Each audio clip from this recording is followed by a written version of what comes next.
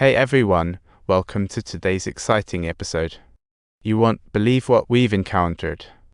This blonde lady is quite the jokester. Just finished greeting someone and there she is, flashlight in hand, appearing at the front of the car. Zige looks shocked getting off. Has blonde lady gone retro? She clearly turned around. How on earth did she show up from this bizarre direction? Time travel, anyone? Blonde lady thinks things are super weird too. She didn't even turn, yet here she is on this nameless little road. Is complaining about hidden ghosts in the area, with road signs scattered around like creepy decorations. H&PH, Zige says someone left strange writing on the car window. Isn't that a classic ghost note? One lady shakily returns to the car while Zige keeps watch outside. It's like a scene straight out of a spy film. While blonde lady rummages around searching for a power bank, she stumbles upon a giant photo instead to talk about an unexpected find. What's more shocking? The photo features her and her dad. Hold on, are we talking stalking here? Just then, Zige interrupts her thoughts, declaring he's getting out to check things. What a lively meeting we have here. He even asks her to pass him the flashlight. As she watches him walk away, she stealthily slips out of the car like a little thief.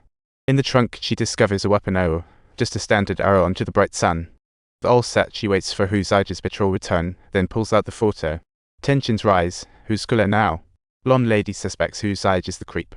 He, shocked, hurls the photo to the backseat. Not backing down, blonde lady launches an all-out verbal assault on Zige, and they argue like it's the Olympics. When she turns back to the car, the photos have mysteriously vanished. Now that's some magic happening. Suddenly, laughter of a woman echoes from the woods. Talk about a prank. Listening to that creepy laughter, they put aside their differences and duck into the car, playing a real-life game of hide and seek.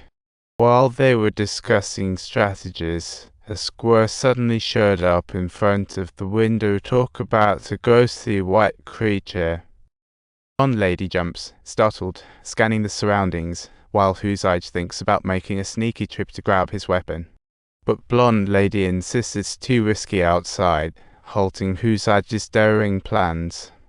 Suddenly, the car window's hit by a rock. Who picks it up, finds a note typed. What a surprise. The note reads, road is closed, please pay the toll collector. Wow, this is what you call taxes being collected. They have no clue who this toll collector is. Zige doesn't care much, just wants to get out of the car first. Just then, a beam of light and the roar of machinery catch their attention. Are they supposed to drive into a wild mechanic showdown?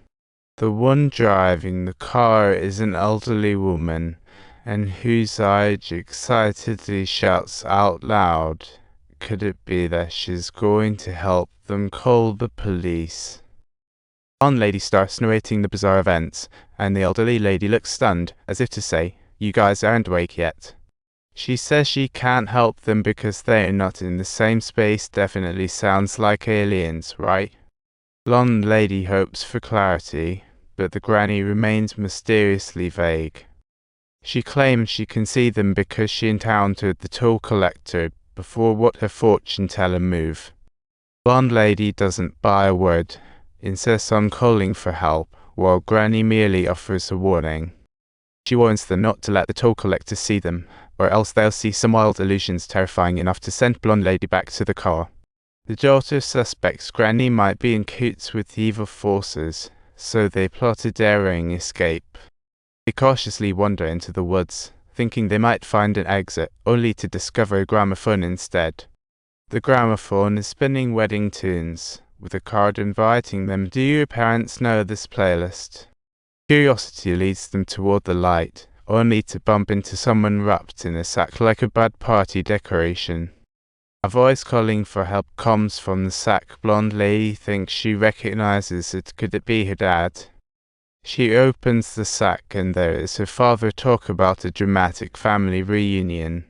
Blonde lady asks who tied him up, but dad ignores her and warns her to stay away from Zige. Shocked, she looks at Zige. Could this all be a misunderstanding? He's just as clueless. Soon, blonde lady realizes it was just an illusion. Turning around, her dad has vanished into thin air. It's hard for her to cope, and just then, someone appears behind Zige. Zige immediately initiates an attack, but physical force does the trick, and they make a run for it into the woods. They find a cabin, and Zige remembers it as the place his mum took him years ago, nostalgia hitting hard.